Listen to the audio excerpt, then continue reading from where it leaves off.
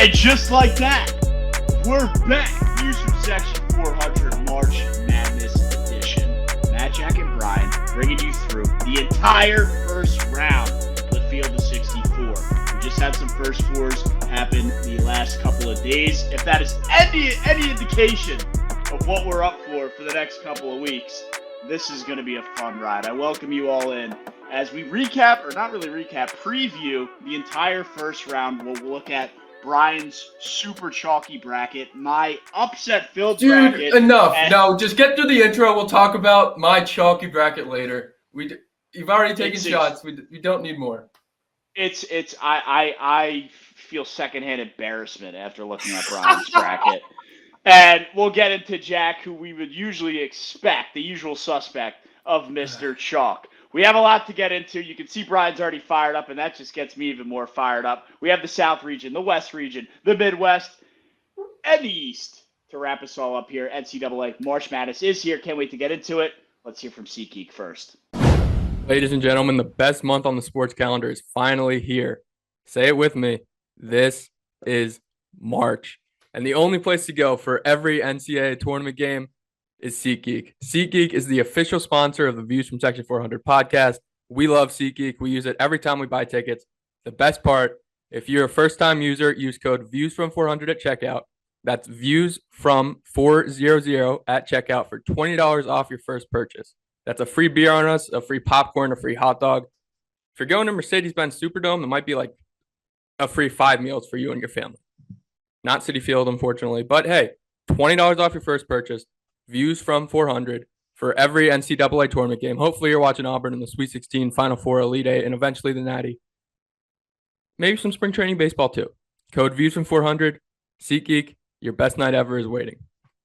Love Brian's passive aggressiveness. Let's get Jack's thoughts on Auburn since he decided. Oh, it wasn't passive aggressive. I know he sees it. Yeah. Oh, we can address that too. I'm ready. Let's get right into it. Yeah, Jack, let's hear your thoughts on Auburn because you weren't here for the live show. Oh, my thoughts on Auburn? I mean, look, I wasn't here in the live show. I was busy, but I put some comments in there. I was following along for a little while until I was like too busy. So, look, I was there. Maybe not fully there, but I was there in spirit. I tried. I like Auburn's draw. I do. I think. Okay. I'm glad to hear that because I have a rant about some people that don't like their draw, but it's your time. So, look, I like Auburn's draw. You're playing a 16 seed in the first round. You know, if you lose that game, you don't deserve to even be talked about for the rest of the tournament. I have no worries about them losing that game. They're not Yale. Alabama State is not Yale. You know, this isn't happening again. Much different team. Matt, no. They're not losing to Alabama State. Let me finish. And then you go and match up against either Creighton or Louisville. And look, Louisville should win that game against Creighton. They were wildly underseeded. This game is in Lexington, Kentucky. Their home state. I'm sure they're going to have a home crowd out there. They should absolutely win against Creighton. I don't think they do, though. I really don't. So for everybody that's like, ooh, Auburn might get bounced by Louisville in a semi-home game in the round of 32, I think you're crazy because I don't think Louisville's that good. I think they might get beat by Creighton, and they're surely going to get beat by us. And then you go further down the bracket. I mean, I am worried a little bit about an Iowa State, a Michigan State, but not enough, man. Like, Michigan does not scare me at all. They might get bounced in the first round. I think we haven't, I won't say easy, but we have a very clear path to the Final Four. I 100,000 trillion% agree with everything you're saying. And I almost put relax again on my whiteboard behind me. I think it still says lock in. I didn't update it. Auburn was playing Fortnite before the selection show, which is what it is, whatever. But yeah, there were a lot of Auburn Tigers, a lot of Auburn Tiger alum, a lot of Auburn Tiger fans that were mad about this draw. And it really annoyed me because this is the number 1 overall seed. Auburn has lost 5 games all year. You shouldn't worry about who you're playing, but even if you want to worry about who you are playing, you shouldn't. Louisville, like you said, They're an 8 seed. They've played great. They have also lost to Ole Miss by 23, to Tennessee by 22, to Kentucky by 8, and to Oklahoma in Louisville by 5. Auburn beat Ole Miss 3 times. They beat Oklahoma by 28, and they beat Kentucky by 16 in Rupp Arena. Louisville's ahead of schedule in their rebuild. They're a great team, but they didn't beat the SEC. All Auburn did was beat the SEC. And then if you want to look further down, like you said, there's Michigan State there as the 2. Who else would you play? Do you want to play Tennessee again, who you've lost to? Do you want to play Alabama again, who you've lost to? Do you want to play St. John's, who plays arguably the best defense in the country, like Tennessee, who you've lost to? I would much rather play a Michigan State team that was not ranked in the AP poll in the preseason, which, hey, by the way, that's a metric that is used historically to define who's going to win a national championship. And then you look at the 3 seed Iowa State. Auburn beat them, and they're missing Keshawn Gilbert for the rest of the tournament. The leading scorer in the game against Auburn was Keshawn Gilbert with 23 points. So I'm not worried about this draw. I was a little bit worried when I said in the beginning of the season, I said Auburn's going to make a Final Four no matter who they have to play. After this little skit, I said I need a decent draw to say they're going to make a Final Four. This is more than a decent draw. Auburn's going back to the Final Four. And that's what makes March Madness so special, and why I love March Madness so special, because that entire rant by Brian, you can throw out that window. None of that matters. None of it. Literally none of it. Maybe some players not being available, sure. But just to set a precedent on what March is, none of that matters. Throw the stats out the window. Each team is 0-0. Throw the seeding, everything. Besides a 1 versus 16 seed, it's anybody's ball game. And we've seen some 16 teams take down 1 seeds. Not saying that'll happen to Auburn. Now, to address what Brian said, I absolutely agree. There is a way tougher draw they could have gotten. Alabama State is not beating Auburn. Yes, we understand that. They have the head coach who was on Bruce Pearl's staff. Bruce Pearl fired him, whatever you want to call it, blah, blah. You can create the small narrative. Auburn will win that game by 40 points. I would be shocked if it's anything less. Louisville, if they beat Creighton, which I think they will, because of the home court advantage that seemingly will be in the state of Kentucky, it'll be a tricky game at best. I think Auburn gets past as well. And then, I have UC San Diego in the Sweet 16 because Michigan has not been that strong this year. Sure, they made a nice run in the Big Ten, but UC San Diego has done a lot of things really well this year and beat some good teams on the road. I think they're ready for the moment in their first year. And we could see Yale beat Texas A&M in the first round. Yale shoots the lights out of the ball. We know what they did to Auburn last year. They're not afraid of this moment. And Texas A&M, I mean, if what's his name, Will Taylor, if he's not scoring the basketball, that offense, Wade Taylor, if that offense is not, I got Will Wade stuck in my head. I knew if that offense, We'll get to McNeese later. We'll get to McNeese in a little bit, but if that, if he's not scoring, they're toast. They're toast. A team like Yale is their worst nightmare. You're right. Michigan State in the Elite Eight is going to be their toughest test. Tom Izzo and March should scare the Auburn Tigers and the fan base. If it doesn't, I think you're delusional.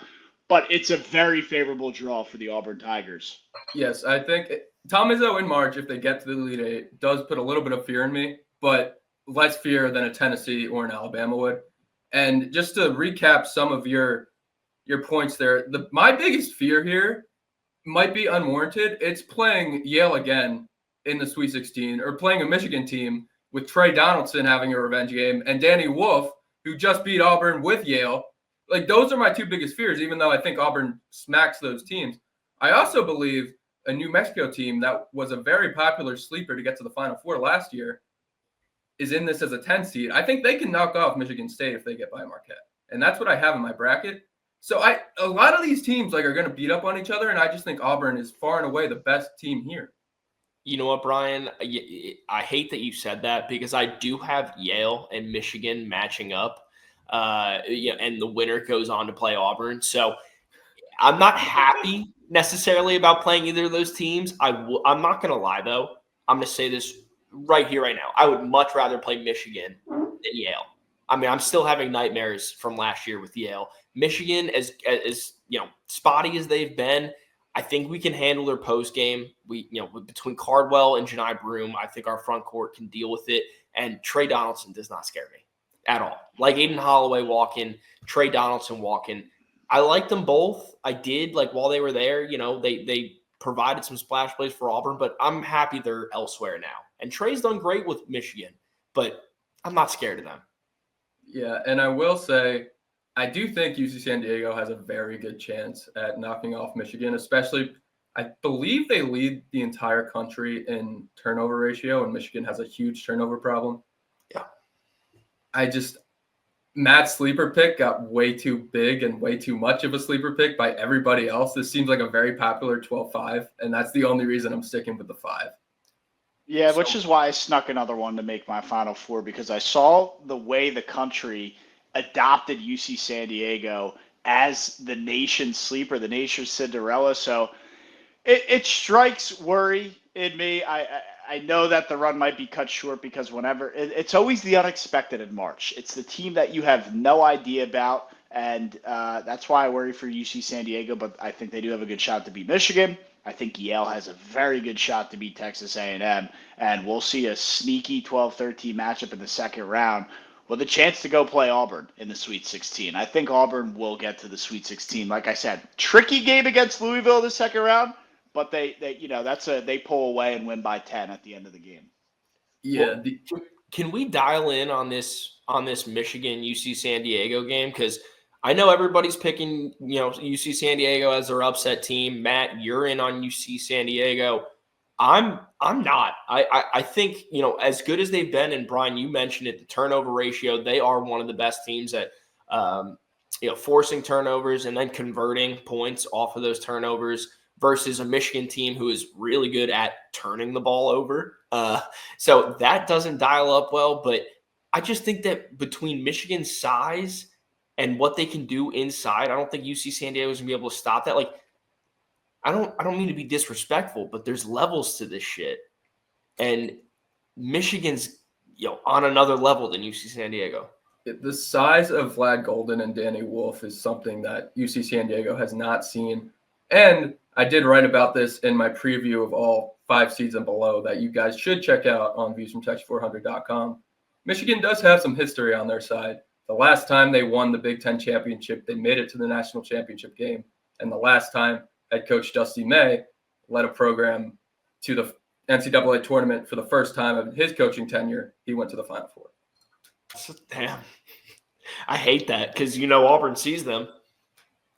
Hopefully not. I think I understand. Again, I'm going to stick to throw the stats out the window for March. It's a completely different brand. And I mean, the way the coloring and everything is branded for the NCAA in March Madness than it is the regular season. It's so much different. It's a completely different season. So, and again, no disrespect, Jack, if you're basing this off levels to this shit, I don't think there is when it comes to March Madness. I think it's anybody can beat anybody other than the 1 versus 16, which we've seen more recently. Some have won, but I really think other than the 1 versus 16, it's wide open. So you're Matt, you're absolutely right. And that's why I said, can we highlight this game? Because I'm on Michigan's side, but I could totally see the upset happen. I mean, like we were just talking about the turnovers, that's a huge thing for me. Watching that UNC game the other night, they should have, they did end up, winning very handedly, but in the beginning of that game, they could not stop turning the ball over, and it was an absolute problem for them. That is a huge, something that it makes a huge impact in these games, in this tournament. So if Michigan's going to be turning the ball over, there's no doubt in my mind that UC San Diego can pull out this game. That's why I wanted to highlight it. It's just, my take on it is, when it comes down to it, I think the inside post game is going to be too dominant for San Diego to stop. There's also the factor, I believe he's their 2 guard, but he basically gets used as a point guard. His last name Tate Jones. His first name is hard to say. And I can get it to him. And Wania Tate Jones. And he is their primary point guard ball handler. I'm surprised Brian is not in love with this guy because last year for Grand Canyon, he was in love with Tyson Grant Foster, whoever the guy's name is.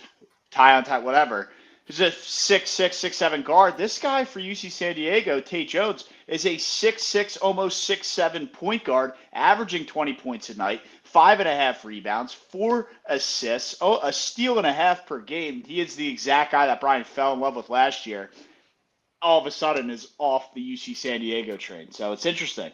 I'm not off of it. There is and I wrote about this again. Please read the full preview on the website. He leads the nation. Article. It's a great article. He leads the nation with 222 free throws made. I believe I call him the James Harden of college basketball. I think he's more like the SGA at this point, especially if you want to put in the 3-letter acronym for his name.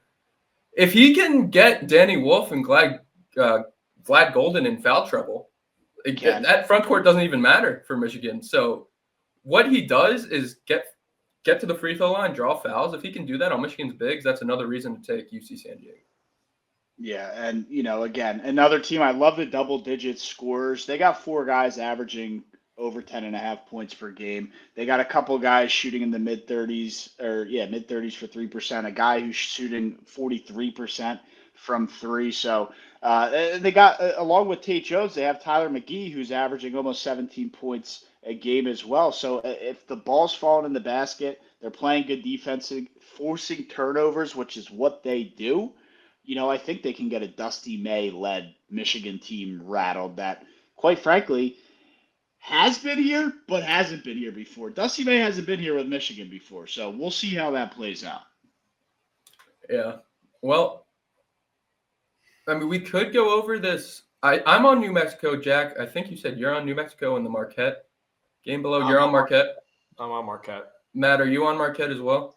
I believe I'm on New Mexico, but this is a game that probably will switch back and forth for me up until 12:14, 60 seconds before the brackets lock. Yeah, this sneakily might be my favorite game to watch. You guys know how much I love aesthetically pleasing overs. Cam Jones on Marquette against Donovan Dent for New Mexico. Those might be the 2 most underappreciated guards in the country. Cam Jones somehow didn't get first-team All-American. I know my Bama hatred bias might show here, but I think he deserved it over Mark Sears. And then Donovan Dent's the 2-time reigning Mountain West Player of the Year. That's going to be a fun game. And I'm really hoping New Mexico can get out of it because I do have them beating Sparty in the next round, kind of helping Auburn out. And then I have Iowa State losing to Auburn in that Elite Eight game. Wow, so you got, dude, no faith in Lipscomb. So that does scare me a little bit. I forget who Iowa State was upset by. Iowa State seems like the perfect team to fraud this game out. I know Lipscomb is, to Jack's point, a step below, and that's a real step below case right there. But, dude, this just, Iowa State, the, random team that just has full-blown 3-seed fraud potential. It looks aesthetically like the 3-14 upset. I think they were a 3-seed when they had Monte Morris and Gorgeous Niang, and I forget what team they lost to, but a lot of people had them in the Final Four. Yeah. And I called Lipscomb mini Auburn. They run it through their big, and they have a lot of shooters. They can give Iowa State a run, but I just think Iowa State's defense and physicality is going to overwhelm Lipscomb. Yeah, it should. It should. But again, it's March. You throw it all out the window. None of that shit matters. It really something doesn't has to matter. It's literally who's hot at the right time and are you playing cohesive unit basketball. What matters most is experience. That's why I don't think the Duke Blue Devils are going to win it all. We'll get to them in a little bit. But teams that are one-and-done teams, Auburn, luckily, is not. They have the experience on their side, which is going to help them. And I'm surprised to see them in the ESPN, bracket polling that they're the 3rd. I thought they would be the number 1. Duke and Florida are ahead of them. Auburn, I thought, would be outright. They have the experience, have the resume. It's a team that fittingly, and again, pretty solid draw up until, maybe Michigan State is a game that's a true threat for them, but, we'll see. If the season ended after the Kentucky game, Auburn would have had 30% of the championship. Yeah. I thought it was wild that I guess people are, they're getting cold at the wrong time is what people are thinking. No team has ever lost 3 of the last 4 games and won a national championship. That does not help their case. That's a terrible stat to bring up. I wish you didn't. But I mean, I think the reality of it is like, look, and this is the last thing I have to say on honestly the entirety of the South, but really just Auburn. Yes, we're on a skid right now, but look at the body. Like, same reason why we're the number 1 overall seed. Look at the body of work this year. Bruce just needs to remind the boys, like, look what we've accomplished this year. Get back out there, do your thing. There's no reason we can't go, at least for the conversation we're having right now, there's no reason we can't easily find our way into the Final Four. Easily. All it takes is winning those 2 games in the first weekend, and your mojo's back just like that. And the mojo's back. And they have the matchups for it. Alabama State and then Louisville Creighton is a good, tricky game for them to get geared up for what's to come. I'm a tad worried about Ryan Kalkbrenner if Creighton gets by Louisville. See, I think he's the reason they get by Louisville, but I'm not scared of him when it comes to Auburn. I'm scared for the rebounding factor, but we can move on from the South region. I have Auburn over Iowa State, No. Jack. Don't you start bringing up the rebounds when it comes from Auburn. I don't want to hear it out of you. Not now. Jack, it was an issue that you said they had to fix, and Brian said that's just the way they're going to play. He's like, oh, it's not an issue. And I said, no, I guess you misconstrued what I said. I said it's an issue, but it's not something that is going to be fixed in a week or 2. Yeah, that's what I did. Yeah, I said what you said. That's the way they're going to play. So, yeah, I have Auburn over Iowa State. Jack, you have Auburn over who? I think I have Iowa State, but I might have Michigan State. I have Iowa State and Michigan State meeting up, and the winner of that's going to play Auburn. And then, Matt, did you have Sparty over Auburn or Auburn over Sparty? Michigan State over Auburn, just because why not? We can jump over to the West if you guys are ready. I figured that would be a longer segment with the Auburn Tigers being the number 1 seed, and you guys could get hyped up about them potentially making a run to the Final Four and beyond. But we can jump into the West, and not the second overall 1 seed, but a team that I think and I have winning it all. The Florida Gators, a very easy matchup with Norfolk State. That's another. Don't sleep on Brian Moore. Great name. Great name, sure, but Florida just has too much, man. I mean, they have the big man, they have the guard play, they have the wing play. Like, everything is so elite for this team, and it was really out of nowhere.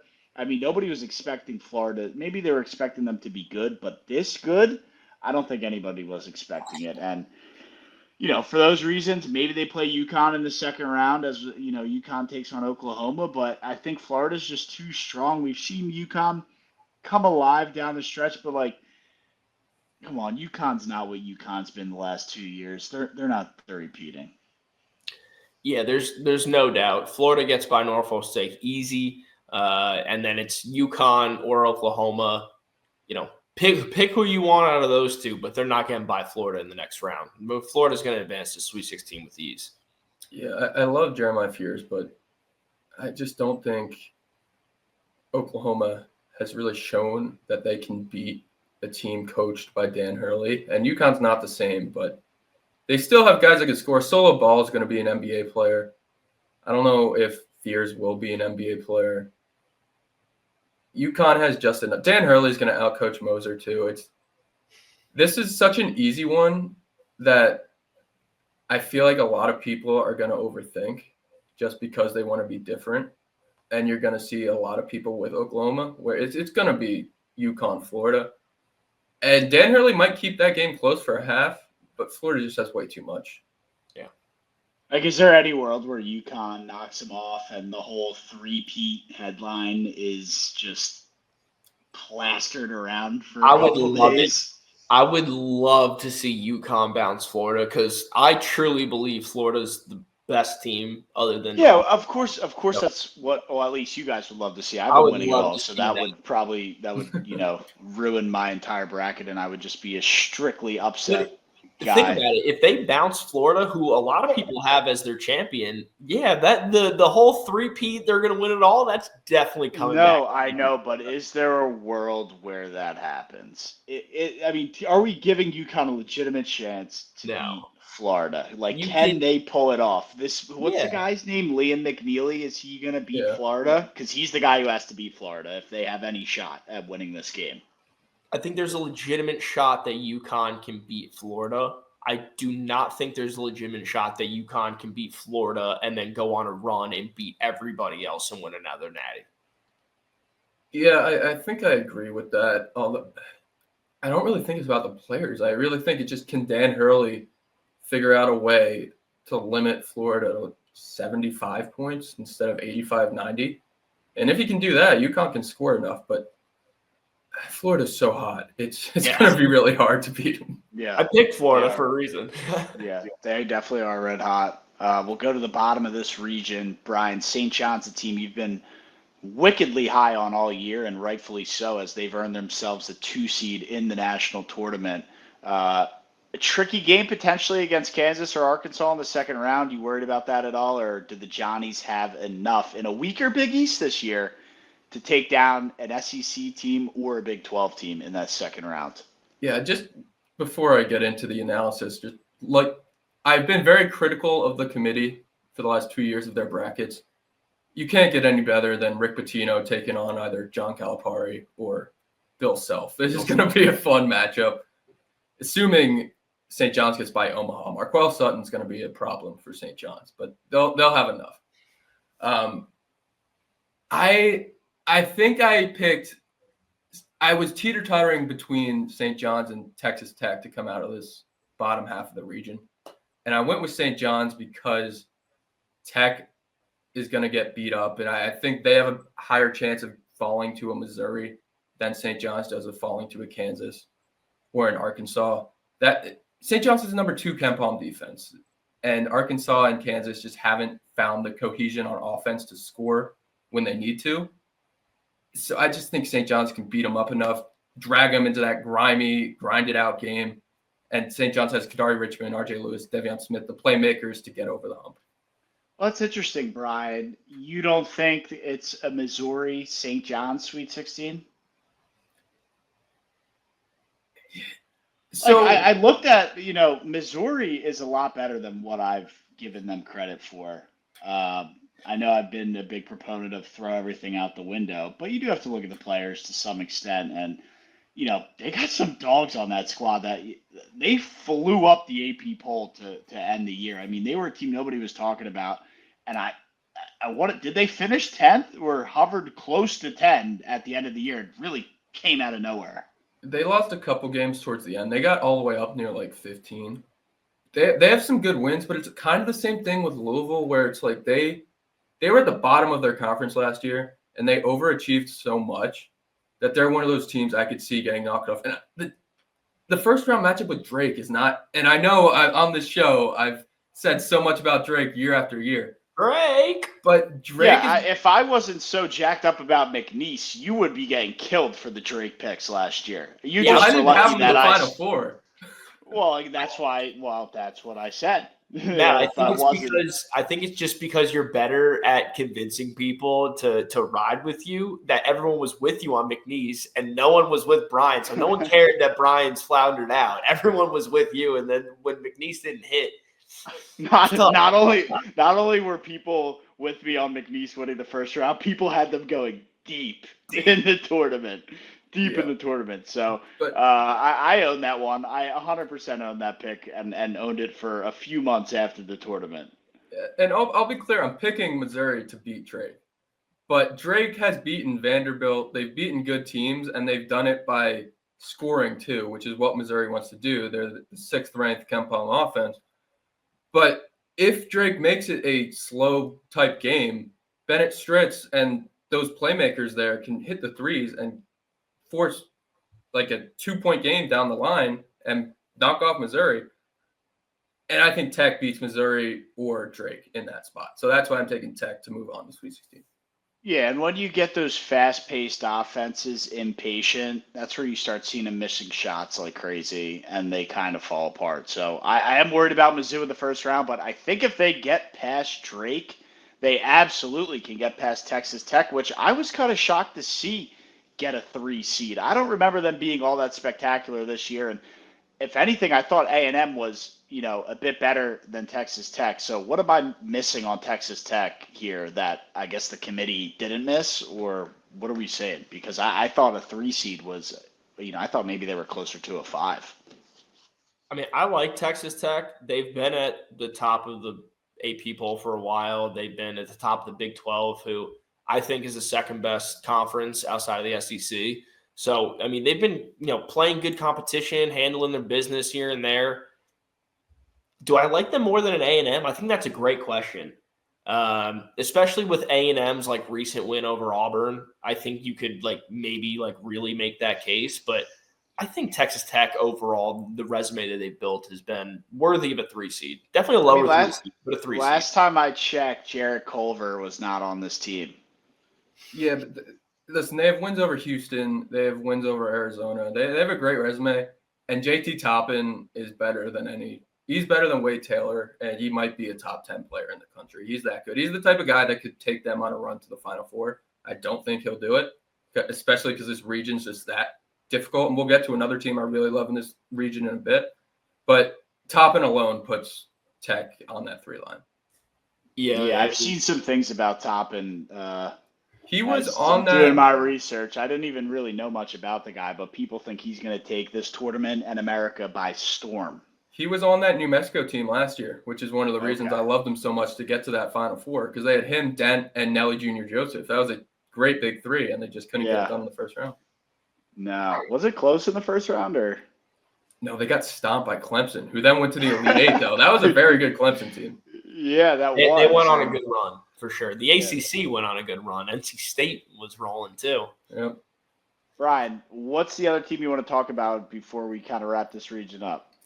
Yeah, so you call my bracket chalky, and I almost made it very unchalky by picking this team to beat Florida, but I was sitting there, and I'll get to my Gonzaga pick in a bit, but I couldn't. At one point when this bracket first came out, I couldn't get over having 4 1 seeds in the Final Four, and I really think Houston, Duke, Auburn, and Florida are the clear top 4 teams in the country. And if we're going to have our first 1 seed Final Four since 2008, it's going to be this year. But I had to pick one to fall. And I was between Maryland and the Crab 5 beating Florida, or Mark Few getting to his 11th straight Sweet 16 and taking down Houston. And I trusted Gonzaga just a little bit more than I do Maryland. Maryland had the ability to go on a real run in this tournament. They got 5 guys that score in double figures, average 70 points a game. They don't really play anybody besides that. But Derek Queen's going to be a lottery pick. He's their center. Jacoby Gillespie's a great guard. Julian Reese has been there for like 10 years. He's an incredible player. But then Tyon Grant Foster and Jacoby Coles are sitting there at Grand Canyon. So I couldn't do it. So do you have Grand Canyon winning? I have Maryland making it to the Sweet 16 and falling to Florida, but I'm kind of hedging just because I could see them losing the Grand Canyon. I could see them losing, but if there's one team in this region I really think can take down Florida, it's Maryland and their Crab 5. Yeah, I like the Crab 5, but I don't think, even if they make it, they get past Grand Canyon, they make it to the Sweet 16, they play Florida, I still don't think that they have enough to beat Florida. Florida's so deep, they can run them out the gym.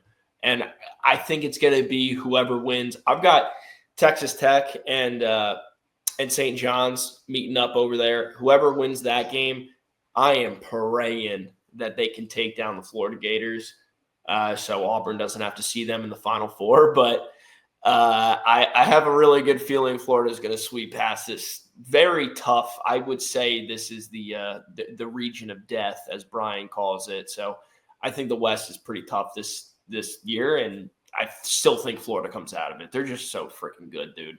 Hopefully, as Matt says, throw everything out the window. Somebody gets hot, beats them, takes them down. Would love to see it. I just don't think it will happen. Yeah. Go ahead. I was just going to say, I think this has St. John's, Florida Elite 8 written all over it. Rick Pitino trying to get back to the Final Four for what, the eighth time, Eighth time. taking on the Goliath that Florida has been all year. It just seems like that's going to be the matchup. I understand it's a gauntlet for this specific region, but it's really not when I look at it. Like UConn and Oklahoma, big names, but have really been horrible. And UConn isn't a team that like is just going to find the fire and get it on. Memphis and Colorado State that we haven't talked about. Memphis is like known frauds in the tournament. Known frauds. So Maryland Grand Canyon, Maryland has been frauds in the past. I think even as lower, higher seeds, whatever you want to call it. Missouri and Drake. Missouri burnt me when the Presley brothers were there. I have never forgot about that. I don't think I ever will. Yeah, the team that beat them is also in this region, Norfolk. Yeah, dude, it's St. John's in Florida, and that's all I see here. Yeah, and I think the coaching of Rick Pitino is going to keep St. John's in that game against Florida, but they just can't score enough. And that's another thing that this draw for Florida just sets up so well is even like the UConns and the Maryland's like the only team that could feasibly keep up with them in like they played Kentucky and they lost 106-100. That might be how you have to beat them. St. John's isn't going to do that. Texas Tech isn't going to do that. Maryland might. Grand Canyon might if Ty Grant Foster and Jacoby Coles drop 40 each. But there's not. Drake's not going to do it. Missouri could. Missouri already beat Florida, so maybe Missouri's the best shot here. Yeah, I think there's a lot to undress, but, for me, it's Florida and St. John's with Florida advancing. Do you guys want to give your guys' picks out before we jump to the next round? Yeah, I mean, I've got the same thing, except I've got Texas Tech and St. John's meeting up in that round of 16, and then I do have Texas Tech advancing and losing to Florida in the Elite Eight. Yeah, I was flip-flopping Texas Tech and St. John's for forever, but I couldn't go back on my take from like December. I said St. John's go to the Final Four. I will go back on that, but they will go to the Elite Eight. And before we move on, just real quick, this is my 1-12-5 upset. I do have Neat Clifford and the Colorado State Rams, who have won 11 in a row, knocking off Memphis here. Yeah, a team that got hot right at the right time because, they weren't even expected to make the NCAA tournament. The reason why I like Memphis in this one, I know we'll wrap it up quick, but it was on display last night, and it was on display all year if you followed the conference. The Mountain West was god-awful this year. And I can't trust Colorado State in a spot. I don't trust Memphis that much, but I think I trust them a little bit more because they had a tougher non-con schedule, as Brian likes to call it. But yes. Colorado State out of the Midwest or the Mountain West, I can't trust it. You saw it on display last night. UNC is horrible, and they dogged San Diego State out of the gym. So the Mountain West is on my stay the hell away from list. Yeah, and I totally agree with you, Matt. The one thing I want to build off of Brian's, you said that you had Memphis going down to Colorado State's your 1-12-5 upset. Yes. Yep, Mr. We'll get into it in a sec, but I've got 1-12-5 upset too, and it's not that one. Oh yeah. Oh, we're getting right into the Midwest. Oh yeah. Oh yeah. Hey now, Brian, what are you talking about? We ready for some Midwest basketball? Yeah, I'm ready to talk about Gonzaga. All right, we're back. We'll get into the Midwest bracket here where Houston resides as the 1 seed and Tennessee as the 2. Couple other SEC teams in this one, but Brian can be the star of the show for now as he has what he calls his non-chalk part of the bracket, where the Gonzaga Bulldogs and Mark Few make a 11 straight Sweet 16. Yeah, not only that, but they're making a Final Four run. Wow. This is definitely my most chaotic region that will probably have a bunch of red on it by the end of the first weekend. But I'm hoping it's not, and if it doesn't, I'm probably going to win a lot of bracket pools. But yeah. So Gonzaga, there's this thing that bracketologist. I'm not sure who invented this, but it's called the trapezoid of excellence. And essentially, it ranks a team's net ranking with its pace of play. And if a team falls within that trapezoid, it's a national title contender. And within that trapezoid this year, you're seeing all of the 1 and 2 seeds, essentially. And then you're also seeing Gonzaga, Maryland, and Wisconsin. And Gonzaga is the only one between Maryland and Wisconsin that ranks high enough in KenPom, ranks high enough in net, that I can feasibly see knock off one of these 1 seeds. Gonzaga is ranked 8th in net. They're ranked 9th in KenPom. They're 6th offensive efficiency. They still have Graham Ike there. They still have Ryan Nemhard, Noah Hickman, Khalif Battle. They have guards that can score. They have forwards that can rebound and get you blocks. And they've been playing really good basketball lately. They finally got over the hump with St. Mary's.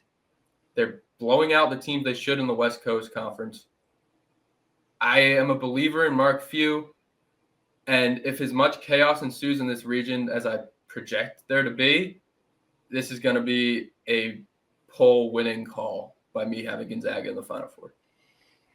I can't argue that. Yeah, you're going contrarian. You're bouncing out the 1 seed Houston, sending Gonzaga the 8 seed out there. I mean, it's definitely a contrarian call, but brother, come on.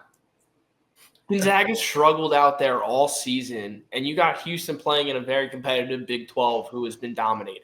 I mean, what are you seeing? You're seeing data and like metrics, and that's passing. That's passing. He's going on stats. It's what Brian does and what he's come accustomed to doing on this show specifically. It's Mark Few getting to the Sweet 16 for the 11th time in a row. That is the only way you can justify this pick for Gonzaga and beyond. Houston is the outright better team and the far and away better team. The only thing I can see is why I kind of like it is Houston has been known frauds in these big tournaments. And they have the same coach that's been a known fraud. And as good as LJ Cryer is, he's been a fraud kind of too in these tournaments. So, we'll see what they can do. That's the only justification I can get. Gonzaga, I don't have it, but they damn well could lose to Georgia in the first round.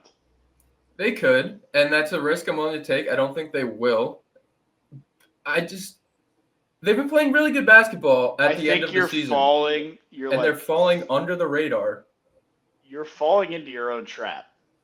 You said a lot of people are going to pick big-name schools that have been really good but are lower seeded, but they're going to pick the name because of the name. That is exactly what Gonzaga is here in this situation. You're falling back on what you called people out for going to be doing. And I know you like Mark Few, but are we acting like Kevin Simpson is bad? He's a good coach. No, Kelvin Sampson. Fine. Kelvin Sampson.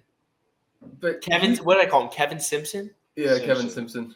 I was trying really hard to get the name right, but I know you were. I appreciate you for that. Gonzaga's playing good basketball, and they have the talent to get there. Much like they're essentially Kansas, but they've figured it out lately. And the metrics like them better. And because of that, I'm willing to take the risk. Now, if I had a gun to my head and you said who's going to win between Houston and Gonzaga, I'd tell you Houston. But I know how chalky, and I think I know how chalky that this bracket's going to shake out. And the best risk I could take this year without saying Auburn's going to lose, which I truly don't think they will, but it comes with Gonzaga beating Houston and going to a Final Four. Is that what it is? Are we just going to see just the absolute most chalkiest board of all time? I might think so. And I feel like you two have been saying, as our resident bracketologists here, I feel like you two have been saying that this might be an extremely chalky bracket. But Brian, I think it's interesting.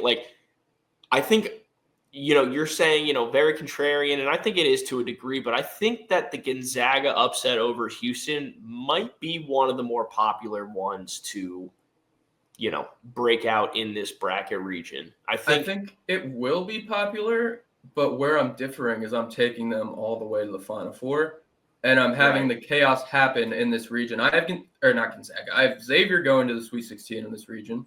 Going to have to change that if Texas beats Xavier tonight. I have High Point winning. I think there's going to be a lot of chaos here, and there's going to be people that think Purdue make a run or think Tennessee makes a run. Tennessee might lose to Wofford. I hope they do. Oh, Lord, that would make me so happy. And when we do our best bets, I'll get into why I think they might lose to Wofford, but they might lose to Wofford. That would make me so happy. I've got Houston, full disclosure. Normally I'm the chalk guy, but Brian decided he wanted to be the chalk guy today, kind of stealing my thunder. I do have Houston and Tennessee, the 1 and 2 seed in that region, meeting up in the Elite Eight. I think Houston gets by Tennessee. I think I put some bias in there. I really do think that if they met up, Tennessee could beat them. I hate Tennessee, but they're a damn good basketball team. I'm glad I saved all of this for this moment because the McNeese Cowboys are in this region. We're a year removed from the utmost disastrous of a rant I've probably ever had in my life. But let me give you a couple reasons on why the McNeese train is here to stay this year. And it starts by the breaking news today of Will Wade agreeing to become the head coach of NC State next year. This is probably the last time we're ever going to hear of McNeese. They will go back to being the bottom feeders of the Southland Conference, probably won't sniff an NCAA tournament berth for at least my lifetime, maybe a few lifetimes, who knows? Because it's been a while before Will Wade showed up. Will Wade is taking on Clemson. Where'd Will Wade go to college? Clemson. If you're telling me that he doesn't want to, 1, win this game outright, 2, prove a point that he belongs to the ACC where he'll be coaching next year, and go on a run with the small dynasty that he's built at McNeese, 59 wins over the last 2 years. The McNeese State Cowboys are here, Brian. They're back. I feel taking over. I feel it again. I'm getting glimpses of 2024 right now. They're going to go on the run. They're going to beat Clemson in the first round. They're going to knock off Purdue. Purdue's been frauds all year long. What happened last year, McNeese? They took on Gonzaga in the first round and got shit pumped because the NCAA committee needed to make an example out of Will Wade. They said, we can't have this guy make a mockery out of us. We gave him another shot for being in the NCAA. We gave him another shot for making the tournament. The last thing we need is this guy to make a mockery of us. So instead of giving Gonzaga a 3 seed, which they should have been, they dropped him to a 5, and they made an example of Will Wade. You think he forgot that? You think those players forgot that? I don't think so. He's going to go out and put on a clinic. It's his final year with McNeese.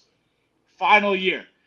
McNeese is not only going to win the first round, not only going to win the second round, they're going to take on Mark Few in the Sweet 16 and get their revenge and advance to the Elite Eight to take on Kentucky.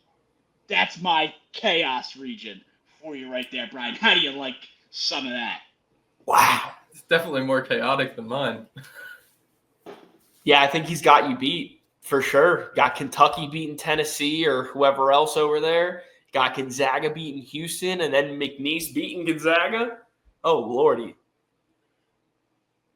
Yeah. I'm surprised you have Gonzaga beating Houston after yelling at me for doing that too.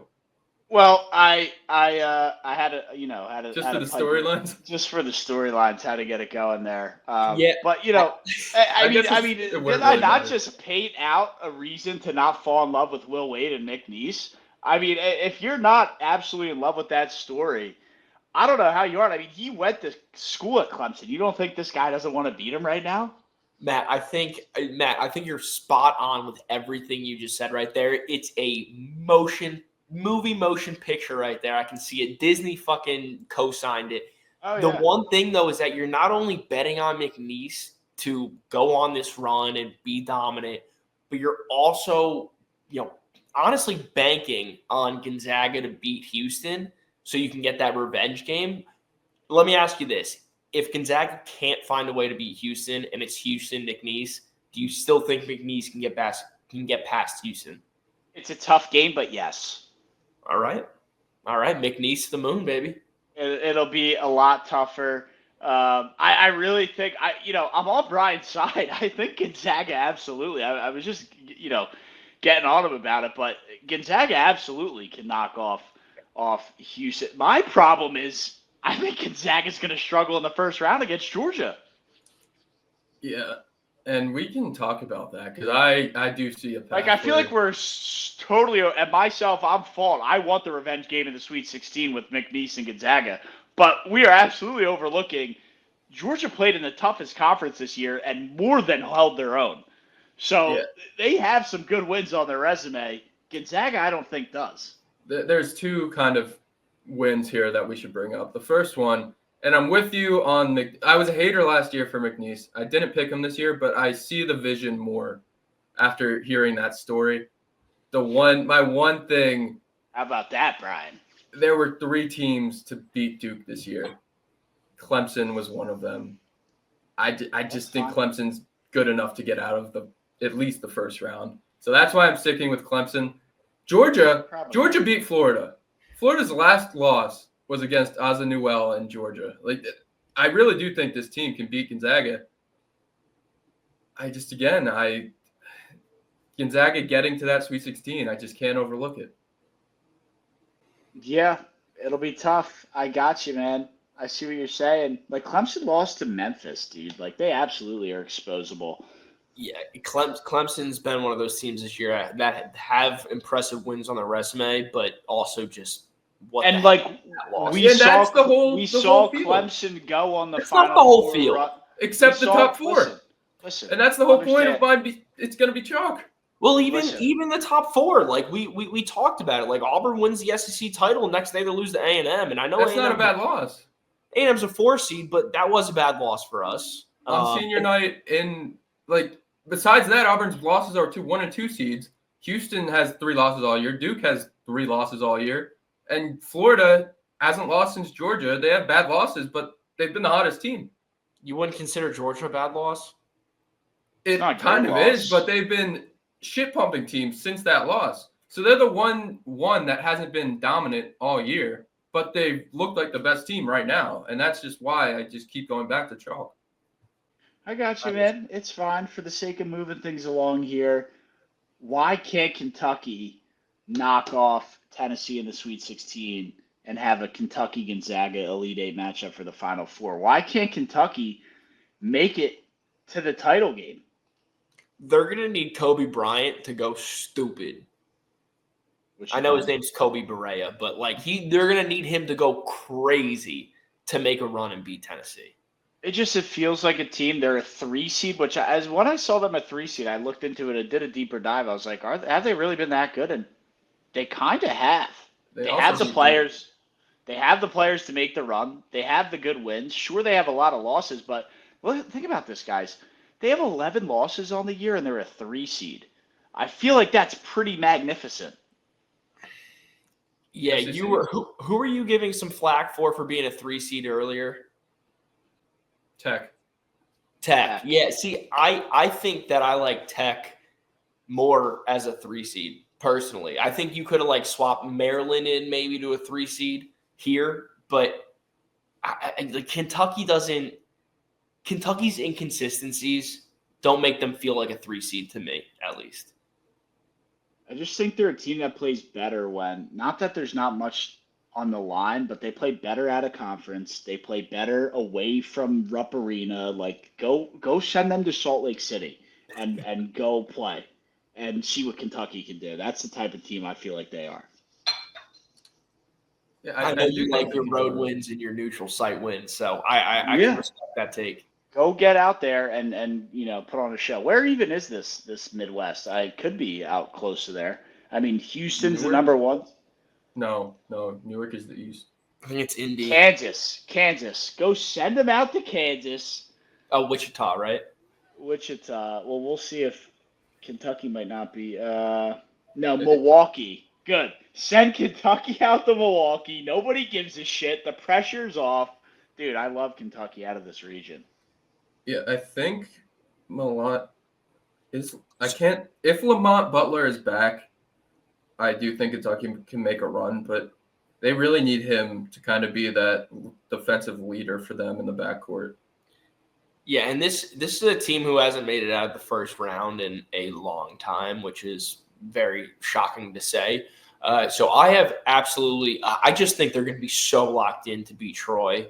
I really don't have a lot of scare about that. I think they end up meeting up with Tennessee. I think they have a pretty easy run until they meet up with Tennessee. In the And then Elite you get Eight? an SEC No, gauntlet. that's Sweet 16. I think they can knock off Kentucky or knock off Tennessee. I think there's a chance. You get an SEC grudge match. It's like when we see the Steelers and the Ravens play in the playoffs, man. Like, it's anybody's game. Yeah.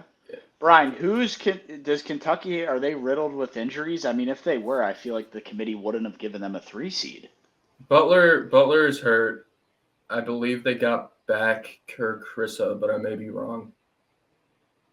Also, just very quick on Troy, they're not going to beat Kentucky. They don't have the offense for it, but they can make Kentucky. They were a 4 seed out of the Sun Belt. They can make Kentucky's day very annoying. Tate Connerway, 2.9 steals a game. That's 3rd in the country. They are 10th in the country, I believe, in total steals per game. So if Lamont Butler's not there and they don't kind of have that veteran in the backcourt. Well, do we have any idea of where this guy is? He's going to give it – I just looked it up. He's going to give it a go on practice on Friday. So I guess he's missing the first game. And then he'll practice on Friday and try to go. So he's definitely not playing game 1. That was a report I saw. I don't know how updated it was, but hopefully he can get out of the they should beat Troy. They should beat Troy. I'm not getting panicked about that.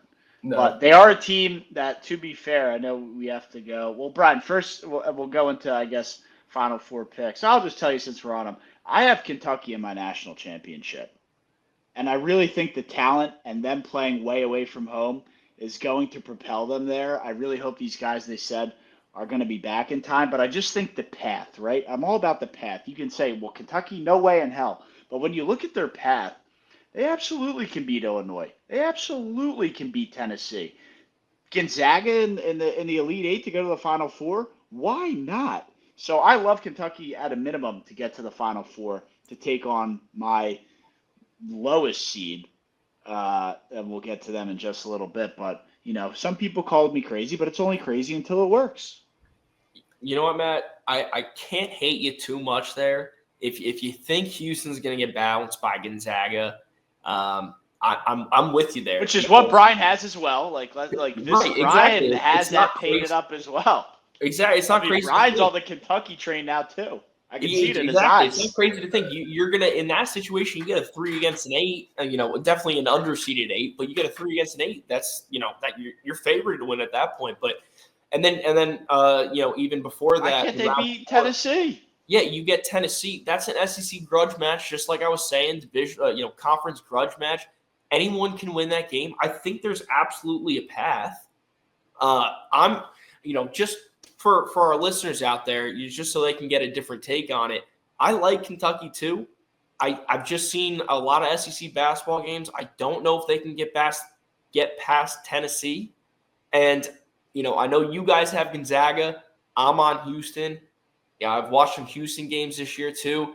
I don't think that Tennessee – I think Tennessee has a better shot at getting past Houston than Kentucky does. I feel like they're going to hit the wall. Whether it's at the Sweet 16 or the Elite 8, I just think they hit the wall between Tennessee and Kentucky. Yeah, I'll reiterate what I said when I said this would be the region of chaos for me. I have Xavier in the Sweet 16. So I have Xavier taking down Kentucky in the second round. And if they do beat Trey Johnson in Texas, I just think Ryan Conwell can go shot for shot with Otega Owe. And I don't know if Kentucky has an answer for Zach Fremantle in the front court. If Texas wins that game, I might have to flip around and say, hey, maybe Kentucky has what it takes to beat Tennessee. I still think I would have Tennessee advancing to the Elite Eight. But, yeah, my Elite Eight is Gonzaga over Tennessee to get to the Final Four. And I've got Houston over Tennessee. So I'll take the chalk award on this conference. And I still think Wofford could beat Tennessee, so I don't even know what's going on. Well, that's what I wanted to get. Yeah, so that's what I wanted to get into, because you just have this Tennessee's going to the Elite Eight, but you have an angle for Wofford beating Tennessee. We want to hear why. Yeah, sorry. Just before you give us why, I really need to hear this because I've been analyzing this bracket. I think Tennessee has the easiest run to the Elite Eight that I've ever seen. Yeah, we'll do our favorite bets in a bit, but I'll give out my favorite underdog now. It's Wofford plus 18.5, whatever they are on the money line. I forgot to update it. But Wofford is 333rd in tempo. Tennessee is 346th. This is going to be an ugly, grinded out type game. And Wofford, they don't shoot a lot of threes, but they make their threes. If they make them that day, and if Tennessee decides to have one of their games like they did against Florida where they scored 40 points, Wofford could win 52-50 in the ugliest 15-2 upset of all time. Yeah, you're preaching why I like Kentucky a lot more than Tennessee in the Sweet 16 is I have serious doubts about Tennessee's offense. And if we know anything, I got burnt on this so bad with Iowa State. Iowa State couldn't score last year. Yeah. And Tennessee is like a spitting image of that this year. Yeah. And Tennessee, like, if they decide to play fast, they have the type of players that can score, but they're not good enough to score in a game. It's weird to say, but they want to slow you down. But in those types of games, sometimes they forget how to win like that. So essentially, they're their own worst enemy. Where, like, the Auburn game, they outplayed Auburn the first Auburn game in Neville Arena. They completely outplayed Auburn. But they kept Auburn in the game to the point where Miles Kelly hit a 3 and they lost. That could be, if Wofford plays into that and they're hitting their shots, they can beat Tennessee. I'm not going to call it impossible, but this is a really good Tennessee team, man. It's not likely, but if you're looking to pick a 15 over 2 and be different, I truly think this is the one that is the most likely. Yeah, and I'm right there with you, Brian. I think Tennessee's oftentimes to go cold on offense. And again, we're matching it up against all the other 2 seeds. I think St. John's clears. Yeah, I think Michigan State clears. I think Alabama clears clearly on offense. Absolutely. Yeah, if you're going to be crazy, if you not crazy, excuse me, if you want to be different and you really want to pick a 15 seed over a 2 seed, this would be mine as well. I'll give you that. I'm on board 1,000%. I think that's the case here, and I don't know why you'd think otherwise when you look at some of the other matchups around the board. But yeah, I this is definitely a chaotic bracket. I'm jumping back on the wagon again with Utah State over UCLA. I know a lot of people had Utah State last year and they got burnt in the first round.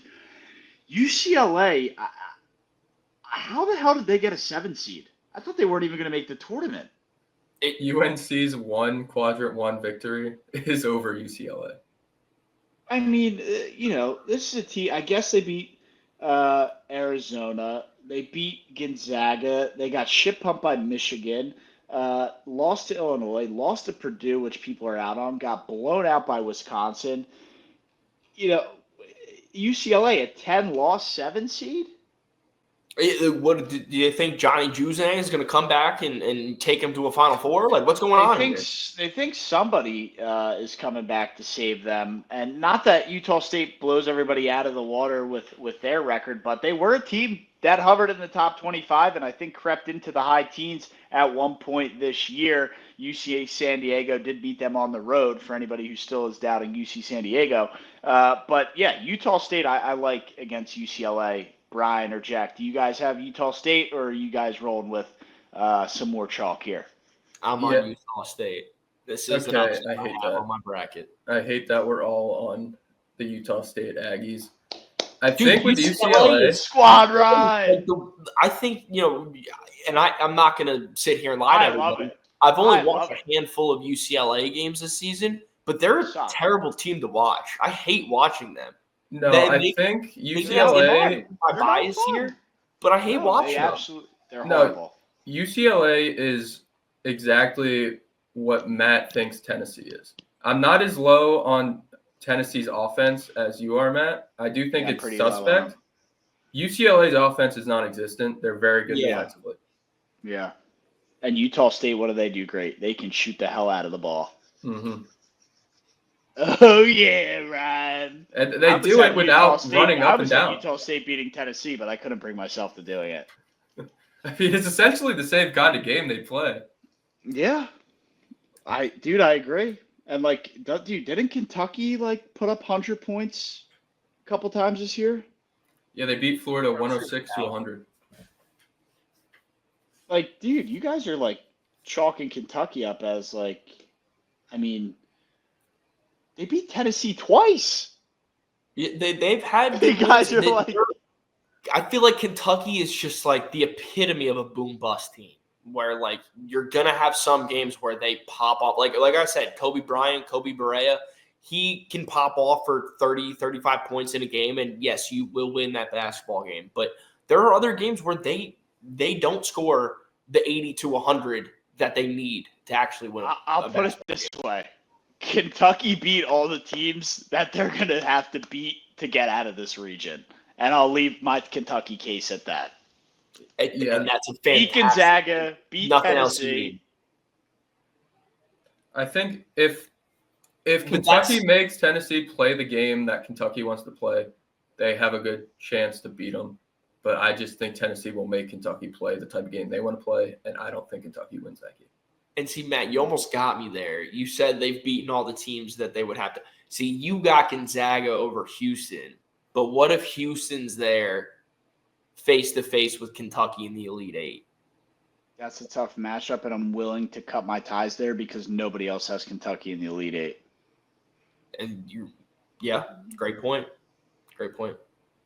I feel like that's my thought where process. You're getting your leverage. Brian, where I just need Kentucky I have Kentucky in the national title game. This is the region of chaos. That's what it might change. It might change. But I think Brian's reason going why Gonzaga all the way. Matt, you're going. I have Kentucky in my Final Four, and I'll just say it because we're about to get into it. I have VCU in the Final Four playing them, which is why I have to have Kentucky winning that game, getting to the national title game. And this is why that he's truly mad about my bracket. So let's just talk some VCU BYU. Yeah, we absolutely can. And that is one of the reasons why I was pretty pissed. Brian has BYU going on an absolute stunner of a run after getting shit pumped by Houston, but getting shit pumped out of the Big 12. They lost to Houston, yes, but before that, they were one of the hottest teams in basketball. And they have three guys that shoot around 40% from three-point range. It's the exact type of team that can beat VCU. VCU defends the three well, but they haven't seen a team that runs with the pace of BYU and is as offensively efficient as BYU. The A-10 this year was not very good. And as much as I love George Mason, they were a very defensive-minded team. I see this draw for BYU, and I do think VCU can beat them. If VCU can defend the three well, and if Max Shulga can keep up with BYU's scoring, VCU is going to win that game. But BYU, if they get by VCU, regain that kind of hot stretch they were playing, they can completely beat Alabama. They can beat Alabama at Alabama's game. And that's something that not many teams can do except BYU. So if they can get out of that first weekend, I can totally see a run to the Elite Eight. I have them coming up short to Duke. I just think Duke has too much. But BYU is a really good team. And this is going to be a very popular 6-11 upset. But I don't know. I'm putting my faith in Richie Saunders. And this team won 9 straight before they lost to Houston. I like BYU. Simple as that. I think they match up with VCU, them. VCU trots out 4, 6, 10 guys. Max Shulga, the guard on this team, averaging 15 a game. Joe Badmissel, I don't even know the guy's name, but he's averaging 15 and a half points as well. They got 5 guys averaging double digits. It's another team that's deep, another team poised for a run with experience. I value multiple double-digit scores, and experience. And VCU checks those boxes for me and have the players that can go on a run. Brian, you said VCU or the A-10 wasn't that good this year, but VCU was. They VCU were. was the best team out of this conference, and I really like what they might be able to do here. So that's why I got them going on a run. Maybe I'm falling in love with the pastime of VCU and Shaka Smart, but I need, there hasn't been the past however many years. I think it's been a decade plus, a 5 seed or lower or higher. I always forget how it goes. A 5 seed or above has made the Final Four in the last 20 years. So I need a 5 seed or above, and VCU is my 5 seed because it's the only one where I can justify the path. And I think when they take on Duke in the Elite Eight, the experience will outweigh the inconsistency. And oh, by the way, is Duke going to beat Mississippi State in the second round when all the pressure's on these young guys? I think they play Baylor in the second round. But just to wrap up VCU, I like VCU. There's a reason we had them as an at-large in our bracketology for pretty much the whole year. I mean, they're a good team. I think the matchup with Baylor is something a lot of people – or not Baylor. The matchup with BYU is something a lot of people are saying is a big upset spot. And I think it's a bad matchup for them. I think a lot of people are on BYU, Bri. I think a lot of people have fallen in love with the BYU team who puts up a lot of points. So I'm not sure. Maybe a lot of people was the wrong. The line on this game is down to 2 points, so it's becoming a very heavy betted upset. Yeah, and I mean I personally like BYU just because I honestly I don't know enough about VCU. You guys do. BYU, I've watched some of their games. They know how to play basketball. They score the basketball. I love that. Actually, I'm going to take that back. But I like the way they're playing. I really do. And I think that they can win the first round. And you guys are talking Duke and Mississippi State and Baylor and all that. It's a process for them to get there. You think that whoever wins this game makes it all the way? Yeah, we both have them in the Elite Eight. Matt has them going all the way to the Final Four. I got BYU losing to Duke. So you guys What's your both have Final Four? VCU or BYU, whoever you got, beating Bama. I have VCU beating – yes, I have VCU beating Alabama. Yes, I think people are so over the top on Alabama. And quite frankly, I think they could lose to Vanderbilt in the second round. Yeah, and see, and that is the beauty of March Madness because I have Alabama in my Final Four. Yeah, I really think Vanderbilt's knocking them off. I don't have it picked, but I might switch that up because Vanderbilt absolutely can knock them off. That would make me so happy. I would love to see Vandy beat the crap out of Bama. I just don't know if it'll happen. We can dissect this from bottom to top. So you both have Vanderbilt taking down St. Mary's. Yes. Yes. Okay. I have St. Mary's finally getting over the first round hump and winning that game. It's not just that they're due. It's that, again, and going back to this Vanderbilt overachieved this year to the point where I don't know if they have enough to beat a fundamentally sound St. Mary's team that's going to make them play a grimy game. Vanderbilt's going to want to hit those big momentum-changing shots, the big momentum-changing dunks, the steals, and St. Mary's just isn't going to allow that to happen. That's how Vanderbilt wins. I like Vandy's game, man. I've been saying all year that they're underrated, and I think they went out there and proved that. Like you're saying that they overachieved. I think that they were underrated, and I think they went out there and proved that all season. There's going to be some of these SEC teams that, not that they don't deserve to be here, but that benefited off of big wins in the SEC and are going to fall early, and I think Vanderbilt's one of those teams. I 1000% agree that the SEC is going to have a tougher time than people expect. Have you ran your numbers, Brian? What do you have the SEC going in the first round? I have them going 8-6. Yeah, I think I'm a little higher on them than that. I haven't exactly gone through it all, but I have Vandy losing, I have Mizzou winning, Georgia losing. Who are the other teams on the? There's potentially 14 teams, Brian. If you want to go one by one. Mississippi Well, no, I'm State. thinking of like the lower ones. Mississippi State. Yeah, so I have those 3 losing. Kentucky. No, yeah. So I might only have 3 losing. Arkansas. Oh, Arkansas. Okay, so 4. I guess everyone that's an 8 seed or below, I got. Oklahoma, UConn. Yeah. Texas Xavier / Yeah. Texas. So any SEC team that's on the 7 line or above, I have losing. Yeah. You have losing? Yep. All right, let's get through our Final Fours real quick. We've been dragging this on a bit. Brian, you want to go first? Yeah, I got 3 1 seeds in Gonzaga. Wild. I told you, it's a chalky year. Brian, just because people aren't looking at the bracket while listening to this, you said you have 3 1 seeds in Gonzaga. Please tell us those 3 1 seeds.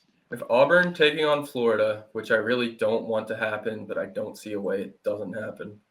And I have Gonzaga taking on Duke in the Final Four. It does really feel like a chalky year, but I can't, as a true March Maddian, I guess could be the way to put it. Is that with a T or a D? A D. I cannot bring myself to just throw chalk out there and then have to root for that said chalk. Well, you don't as have I to. watch. You absolutely have to.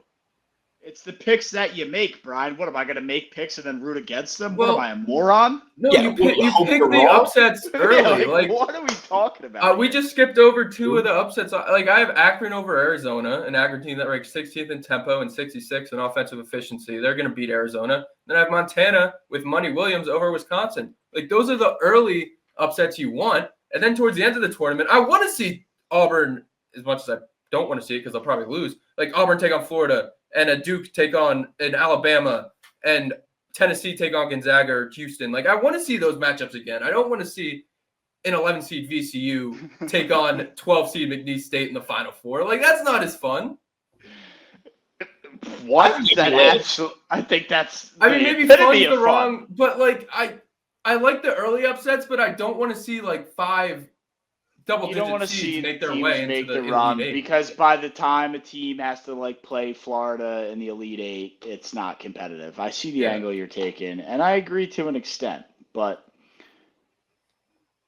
what's your guys' championship tiebreaker? Well, let me give you my Final Four real quick.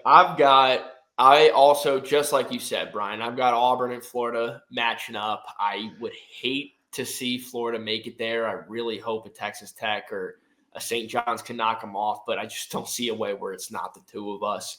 And then on the other side, I do have Bama taking down Duke in the Elite Eight. So I've got Bama in the Final Four. And if they can get past Gonzaga, I really think that they're going to take care of Tennessee. And I got Houston all the way to the Final Four again, just like last year. Or no, not last year. Excuse me. They got bounced early last year. Which team wears red in that? Bama or Houston? Houston has the black jerseys. Houston wears They black. prefer? Wears white. Okay. Boom. I think Aesthetically. Bama goes red there. Bama has to go red. I think you have to. Don't you go your home jersey? I think Bama pretty much will wear their crimson jerseys throughout. I guess Houston would get to pick because they'd be the higher seed. Is that how that goes? I think Interesting. What is Bama's other jersey? Do they have it all white? They have an all white. White with crimson lettering. Yeah. And then Houston, do they have an all white? I don't know. No, I think it's just know. they have an alternate gray. Don't they have black and don't red? they have right? a white like Cougars? Like an icy like Cougars jersey? Yeah, they might. I think they mainly wear the black and the I'm thinking of football. I don't know. red. Yeah, I'm not 100% sure, but as I said, very chalky on the left side of the bracket as you look at it. Florida beating Michigan State in the Final Four, and as of 7:53 on Tuesday night, mere. What are we? It's Wednesday. 14 I guess. Well, okay. Well, I said 7:53 on Tuesday as we're recording.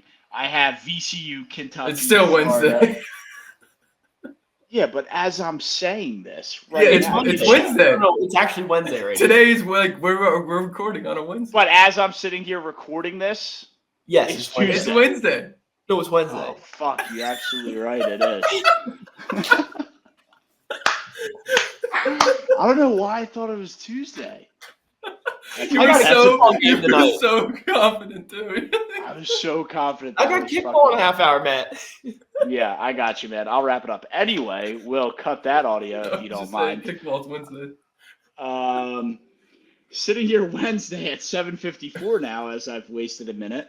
On Wednesday, the night before, I was more trying to do the math of how many hours we were to the first game, which is why I got that gooned up. But anyway, 17 hours before, I have Okay. Kentucky, VCU, Florida, and Michigan State, with Florida taking down Kentucky in the national championship. I know it's out there. I know it's crazy. I know it's chaotic. But that's what March is. March is chaotic. And, VCU, I don't know if they'll be there tomorrow when I make the pick. Or today as you guys are watching it. I got to be very clear about what day is what. But, yeah. The Final Four is up for, there's an asterisk next to it for sure. But, I like the chaos. I'm here for the chaos. I'm not going to pick chalk and then root for upsets. I'm not Brian Houck, everybody. I'm here for the chaos, and I'm rooting for the chaos. You know what, Matt? I like the way you said that because my picks are somewhat chalky. And it's not like I have Duke winning it all like everybody else and their mom, but I did make some picks where I'm sitting there like I hope I'm wrong about this one because I just want an easier path for Auburn. Yeah. And Jack and I both have Auburn in the championship, winning it. Jack, you have them over Houston? I do. And then I have Auburn over Duke, getting that revenge factor. And you wanted the tiebreaker, Matt. I believe I put 154 points scored as my tiebreaker. Holy fuck, Brian. I put the same exact one. Wait, really? I have 154. I swear on my life. That's it. I put That's 146. insane. I put 146. I'm a whole, what you guys said, That's 54. wild. I'm a whole 8 points less than you guys. Matt, I put, think it's a lot of these games that are high scoring and fun. The over-under set at like 154. So we probably subconsciously thought like, oh, this will be a fun game. It just felt like, it just Kentucky, like Florida and Kentucky both can score. It seemed like a game that'll fall in the high 70s, which I think is right around where 154 will be. Which I think is interesting because, like, that, what you think the tiebreaker, like the total points going to be scored, it depends on who your matchup is, right? I've got Auburn and Houston, and I'm a whole 8 points lower than you guys, which I think makes sense. Kentucky and Florida versus Auburn, Houston being 8 points lower, I think that makes sense. If you have Houston and St. John's, you might be going sub 100. Yeah. Lord, that would just be the worst basketball. They're not going to let that happen. Yeah, man, you're definitely not going to. Is that pretty much the show? Yeah, I think so. Not All looking right, good well, for the American Eagles right now. As we're No, I recording know this. it's down 10, and I saw, guys. You guys probably saw the clip. Probably didn't. Let me explain it to the people. But the guys at Barstool asked a question. I thought it was a really good question, and I want to talk about it on this show. I want to pick your guys' brains, and it's a fun question that could never ever happen. But I think we can have some fun with it. They asked on one of the Barstool shows. I don't even know, and I think somebody even before them did it. But it's a fun question to recreate. The worst NBA player that you could put on a 16 seed right now, and they'd run the table. I think the one guy they were hung up on in the Barstool show was Isaiah Hartenstein. But who is the worst NBA player that you could put on a 16 seed and they'd run the table? Yeah, I've seen this question, and I love this question because I love this question. It's Brian, so fun. you answer first because I'll give you guys the answer afterwards.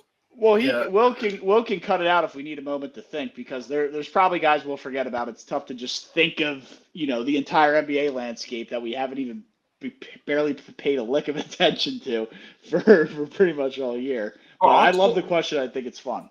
I'll tell you right now, any single one of them. Bronny James is in the NBA. Anybody in the NBA who is a scorer would absolutely run March Madness. Anybody, No, I know that that's and I true. don't. I When think- I say scorer, I don't necessarily mean a guy who's averaging 20 points a game. Even some guys on the bench who get like limited minutes, but their role is to score during those minutes. They come in against college defense. They're putting up 40, 50 a game. Yeah, I think more specifically, you get a guy that's like past year 3, averaging at least 14 points and not over like 35. But I'm trying to think of like who would be the cutoff. Let me ask you this: you bring back Dalton Connect to No. whatever No, team. I don't No. think he takes over and wins it all. I don't. We're I talking think about run the table. You get Run like the 2. table. You need like That's 2 what I'm years in saying. the league, I think. You think Dalton Connect's coming in after a year removed from Tennessee and running the table with the 16 seed? I don't think so.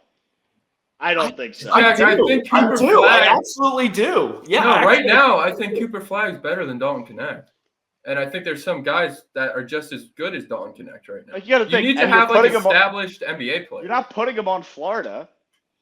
Yeah, I think You know what, Brian's that's a absolutely good correct. point. You need to have an established guy. You So can't. we're putting him on like, Bryant or Alabama State. Yeah, Yes. and these yes. don't need to be established stars. They just need to like be good. It's the established worst. guys. It's the worst guy that you can think of that you can put on the 16 seed, and I think Run the I think table. any guard who's a scorer, I like Dalton Connect. I think is the perfect guy for this. I think he would rout anybody in college basketball who's trying to cover him this year. Even Denver Jones. like As much as I love Denver Jones, Dalton Like, if you Connect is put- dropping 35 on him. if you put Oh. Tyler Hero on Alabama State, are they running Oh it? yeah. Yes. Tyler Hero's winning it all. Yes. I You think think he's so? a worse Yes. guy than Tyler Dude, Hero. I'm trying to that's- think like middling So- NBA players. Like You I was put talking- LaMelo Ball on Yeah. American. Are they running it Yes. on American? That's what Yeah. I'm saying though. Like that's what I was trying to say earlier. Like when there's levels to this shit, like even some of these guys that are in like, just to use like real examples. Some of these Here's guys, a good one. Here's a good one. If you put Derek White on Alabama State, are they Yeah. running it? Yes. Yep. Really? Yes. Derek White. Dude, is I'm not agreeing or really disagreeing. nice. It's something we'll never know, but it's an interesting question to have. Okay, here's the cutoff, I think. Like a Malachi Branham, a veteran guy on the Spurs. Well, he's not that veteran, but he's 21, and he averages 4 points a game. 21 and he's a vet. I remember in Ohio State a couple years ago, but he's averaging 4 points a game on the Spurs. He's like good in the NBA, but not great. I think he takes him to like the Final Four. But he's like, I'm talking about a scorer. I'm Like saying somebody, run the somebody table, who can take the Brian. rock. Yeah, no, but I'm saying like that's where I think a step up from Malachi Branham. Like a little bit better than him. So maybe find like a 5 points per game guy. I think that's where you run the table. You put Dalton on Connect. on SIU Edwardsville, you put Jaren Jackson. Yes. Jaron Jackson easily. Jaren Jackson's unstoppable. No one can He's a score in the beast. paint on him, and he will score in the paint every single What time. if they run up against a team that just drills threes? Like I'm saying, yeah, man, you- there's a lot that I mean, there's 8 games these NBA guys got to go and win, essentially, probably by themselves. Matt, that's a good point because look, just based off of simple math, the 3-point shooting team can outscore Jaren Jackson Jr. alone if he's just going to be in the paint. But think about this: his success rate scoring inside would you probably gotta think be of, like, the 95%, role if not players. more. Here's your guy. Jalen Who's the Hood guy? Schifino. He's a career 7.6 per game scorer, or career 7 minutes per game guy, 2.8, 0.9, 0.5. He could run the table in the NCAA tournament. See, I Would don't you know who that put- is, so I don't know, but I'll take your word for it because, again, there's levels to this shit, and NBA players are leagues above the SEC players who are leagues above the Patriot League players. And Yes, but it's also dependent on year. Like Cooper Flag's probably better than a lot of these NBA role players. All right, you put Christian Braun on Yeah, that's Norfolk fair. State. Oh my God, Christian Braun's Yeah. dog. He's running the entire. He won a title in college. I mean, granted, he had talent around him, but I know, but he was on Kansas. Now you go and put him on Norfolk State. They're add beating him with Florida. Brian Moore? That's a hell of a backcourt. They're I don't know, I winning think round one. It's a fun He's shutting down exercise to Walter wrap Clayton. up. It's a fun exercise to wrap Let's do up this with a 4 and 400 in the summer. 4 and 400 for of sure. players you can put on an Hold NBA on. team.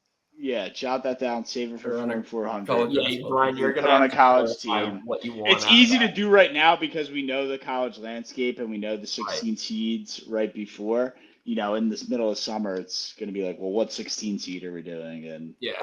yada, yada, this and that. So that's why I thought it would be fun to pick out some guys. And that's the bar we've set up in the nosebleeds is Julian Hood Shafino, whatever the fuck. Jalen I Hood said. Shafino. Man, it's a great That's question. our bar. It's a great question, and I want the listeners to know that I firmly stand that any NBA player can go down, any scorer in the NBA can go down to college and absolutely run this tournament. I mean, I don't know. And I think that's a good one that I guess either Brian or you brought up, like Dalton Connect. Like, could he go do it? I mean, he brought Tennessee to a Elite Eight or Final Four. Where'd they make it to last year? Elite Eight. Elite Eight. Yeah, they were good. They definitely were good. And now Absolutely right. he's been playing in the NBA for a full season with LeBron James and Austin Reeves and Luka Doncic, the whole lot of them. Yeah, I think he would come back and absolutely piss on these kids. Yeah, he might. He definitely might, and we'll never know. So We'll never know. That's the sad part. Mm-hmm. I think that's all we have for this one. The entire first round breakdown brought to you by SeatGeek up in the nosebleed views from section 400. I'm Matt, Jack, and Brian, always along for the ride. It's been a long one, and it's only going to get more crazy from here. I hope everybody enjoys the first two rounds. It's the best time of the year. Hope you like our new setup as well. We got the ticker with a lot more fun stuff coming along. So we're only getting bigger and better here up in the nosebleeds. I'll catch you all in the next one. I'm Matt, Jack, and Brian. As I said, You are now in the mix with March DJ is here, Savage. baby. Don't mess it up, Auburn, please. Lock in. War Eagle.